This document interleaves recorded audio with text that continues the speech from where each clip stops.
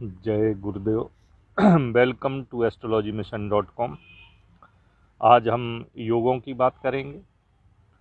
तो किसी भी कुंडली में वैसे तो लगभग 3000 योगों की बात होती है, जिसमें 1000 बेनिफिशियल योग और 1000 नॉन बेनिफिशियल योग और शेष 1000 जो है मिक्स योग, जो बेनिफिशियल हैं और नॉन बेनिफिशियल हैं।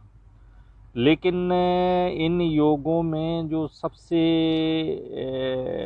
अच्छे योग आते हैं उसमें राजयोग है और पंच महापुरुष योग हैं।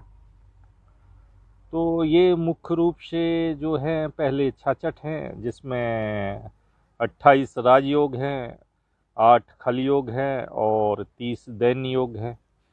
और इसके अतिरिक्त पंच महापुरुष योग हैं, जिनमें रूचक योग, भद्र योग, हंस योग, मालव्य योग और शश योग। और कुंडली में जो अन्य योग जिनकी चर्चा होती है अक्सर, उनमें है नीच भंग राजयोग, गज केसरी योग और बुद्धादित्य योग। तो आज हम इन योगों में बुद्धादित्य योग की बात करेंगे और समय रहते हम गज केसरी योग की भी बात करेंगे।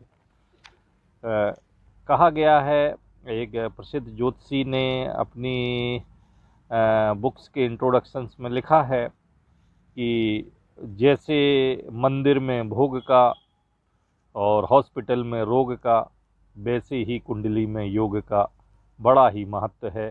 तो कुंडली में अच्छे योग होंगे तो वो योग जब हमें फल देंगे तो हमें सुख मिलेगा। तो उन्हीं योगों में से एक जो है बुद्धादित्य योग है।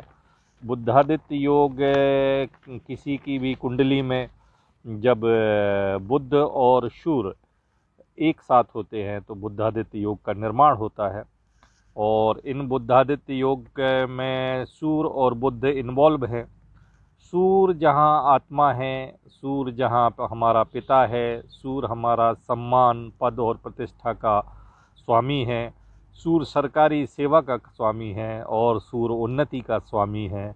जब ऐसा सूर्य बुध से युति करता है, बुध जहाँ ज्ञान का स्वामी है, बुद्धि का स्वामी है, कारक है, जहाँ हमारे संयम का स्वामी है और हमारे व्यापार और व्यवसाय का स्वामी है और धन का कारक है, जब ये दोनों सूर्य और बुध किसी कुंडली के किसी भाव में युति करते हैं तो ये बुद्धादित्य योग बनता है।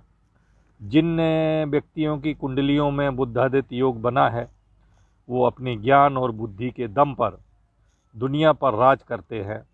उनकी वाणी प्रभावी होती है, वाक क्षमता मजबूत होती है, उनमें नेतृत्व का गुण होता है, मान सम्मान की प्रतिष्ठा वो व्यक्ति हासिल करता है।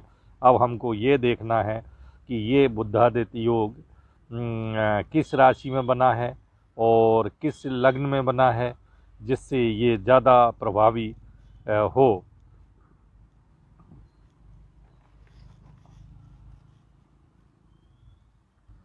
तो कहा गया है, यदि ये बुद्धादित्य योग किसी जातक की कुंडली में या व्यक्ति विशेष की कुंडली में यदि मेष राशि में बनता है तो ज़्यादा प्रभावी होता है।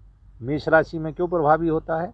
क्योंकि मेष राशि में सूर्य अपने उच्च का होता है, इसलिए ये योग और प्रभावित हो जाता है। दूसरी बात कहा गई है, यदि ये बुद्धादित्य योग किसी की कन्या राशि में बनता है तब ये बहुत अच्छा फल करता है। तो कन्या राशि में अच्छा फल क्यों करता है?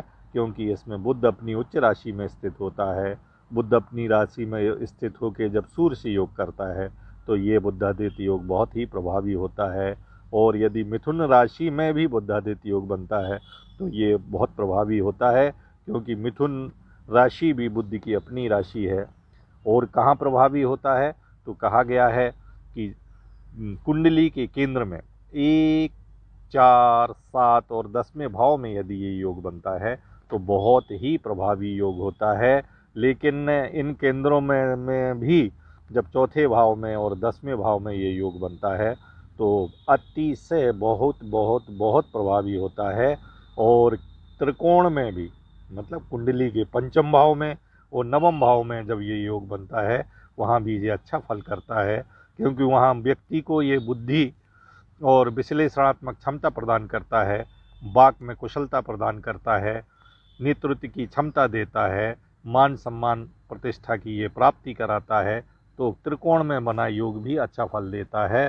केंद्र में शेष 2 भाव, जैसे अभी कहा गया है कि 4 केंद्र में, चौथे भाव और 10वें भाव में अच्छा फल देता है, तो कहते हैं कि पहले और 7वें भाव में थोड़ा कम फल क्यों देता है। तो हम यहाँ 7वें भाव का विशेष विचार करेंगे कि 7वें भाव में बुद्धादित्य योग जो है वैवाहिक जीवन को जो है तहस नहस कर देता है, क्योंकि 7वें भाव में सूर्य जाके गर्म मिजाज में आ जाता है और बुध जो है ज़्यादा चतुर, चंचल और झगड़ालू हो जाता है। तो यहाँ पे जहाँ पति गर्म मिजाज का होता है, वहीं पर पत्नी ज़्यादा चतुर, चंचल और झगड़ालू स्वभाव की हो जाती है, जिससे उनका वैवाहिक जीवन तहस नहस हो जाता है। अतः सतत 7वें भाव में बना हुआ बुद्धादित्य योग अच्छा फल करता है और वहाँ बुरा फल भी करता है। लेकिन अब हम देखते हैं कि बुद्धादित्य योग बना तो है, लेकिन ये योग कहीं भंग तो नहीं हो रहा है। तो हम देखते हैं कि जब बुध और सूर्य की युति से जो बुद्धादित्य योग बनता है, यदि ये तुला राशि में बनता है तो ये बुद्धादित्य योग भंग हो जाता है, क्योंकि तुला राशि में सूर्य अपनी नीच राशि में होता है।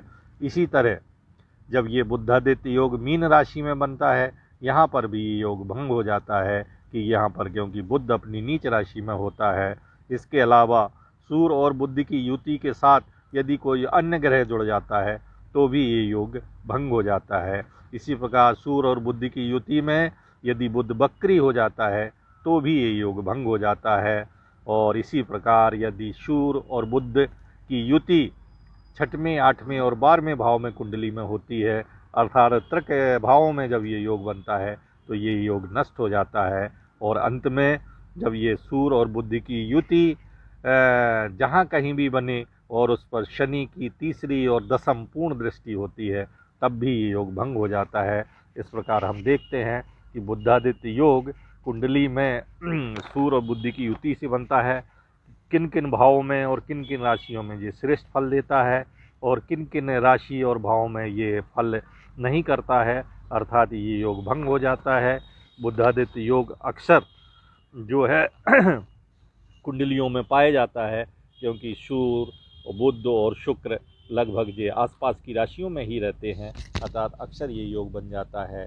देखना सिर्फ यही होता है कि ये योग उनको भंग तो नहीं हो गया, ये योग फल तो नहीं कर रहा है। तो बुद्धादित्य योग वाले जो व्यक्ति हैं, जो पर्सन हैं, the person is sweet tongues, clever, scholarly, virtuous and will have learning, wealth, progeny and self-control, earn wealth by surviving others, also said to be highly intelligent, skillful in all work with a good reputation. So this is Buddhaditya योग gives a very good result. तो आज हम बुद्धादित्य योग की बात करें।